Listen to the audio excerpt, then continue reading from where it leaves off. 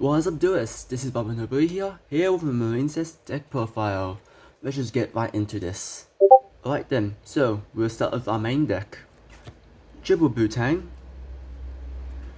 Triple Seahorse, Triple Spring Girl, 1 Pascus, 1 Sleepy Maiden. I think people play like 3 Pascus just because of Bahamut Shark. Although I do have Bahamut Shark in this in the extra deck, I don't really want to see this as much. I'll rather see these 6 cards instead. So yeah, that's basically it for all the Marincess. We go on with the hand traps for Marincess really. So this format is really crazy.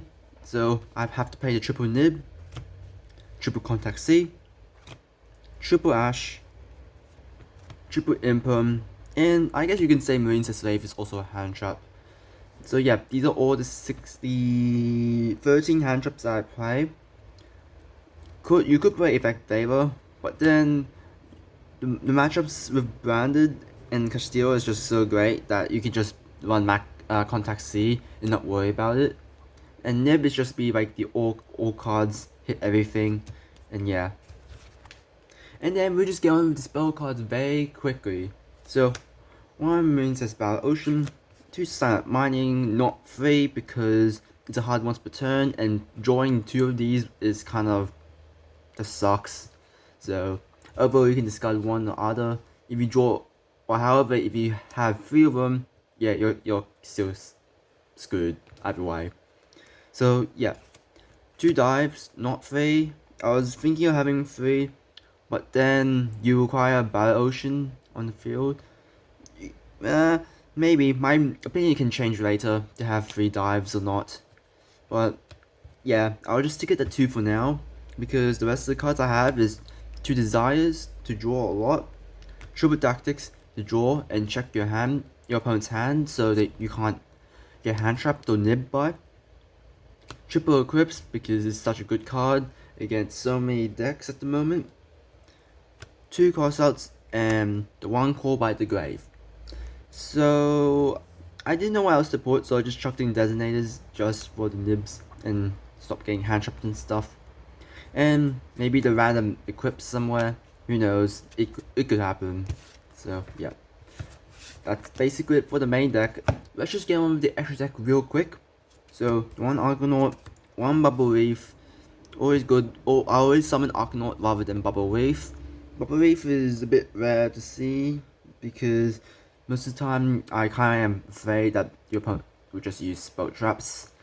And drawing a card just to see if it's a hand trap or not, kind of iffy and luck dependent. So you always rather go to the Argonaut instead.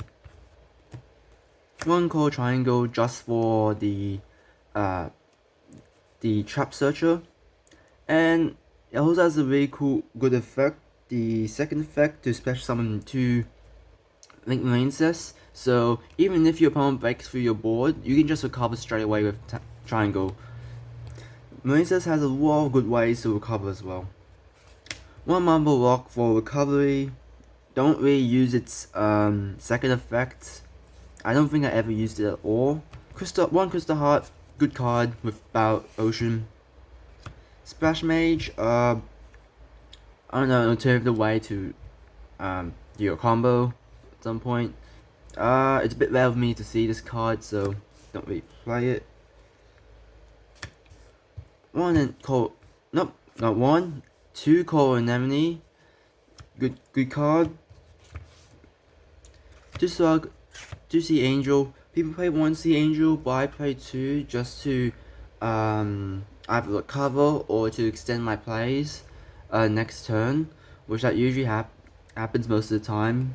And I really wanted to have a Sea Angel in the extra deck, so I'm playing 2 just for that in case.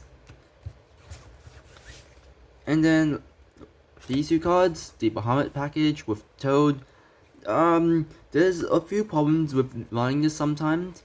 So only when you use it when you know your opponent doesn't have Lava Golem, because Lava Golem is a big problem to this deck if you run this route. because having 2 monsters with your big boss monster will just get distributed off, and yeah, all your cards just be ruined, and you probably might be punished for that big time. So all use is when your opponent, your opponent won't run Lava Golem. The Kaiju, not so much, because they'll just target the boss monster instead, so you at least have 1 negate on the board anyways. So yeah. And then the last card is Zero. The number of times I have activated Zero's effect to break people's boards is phenomenal. The reason why you would want to play Zero is because of Core Anemone. So in best terms, if I can try to explain this, would be Core Anemone will lock you into war monsters when you use this effect. When you go into Zero afterwards, you banish everything. However, since you're the player that's summoning everything back, you can only special summon war monsters. So if your opponent's monsters that you banish aren't war monsters, then they won't come back. But your monster will come back because really everything's water light here. So that's a good thing about Zero. That's basically it for the extra deck. Let's go on the side deck real quick. 2 Kaiju. I wish this was like a Gamashio, but then do I really want Gamashio if I have Zero here? Probably yes, or no. It just depends on how you want to look at it. Like getting off Zero's effect just to like permanently remove this on the field kind of just helps with the damage. So I just rather keep this here. So yeah. One last though, triple cyclones for back row. More board breaking hate. Even more board breaking hate, and the triple chaos hunter because I did not know what else to put in.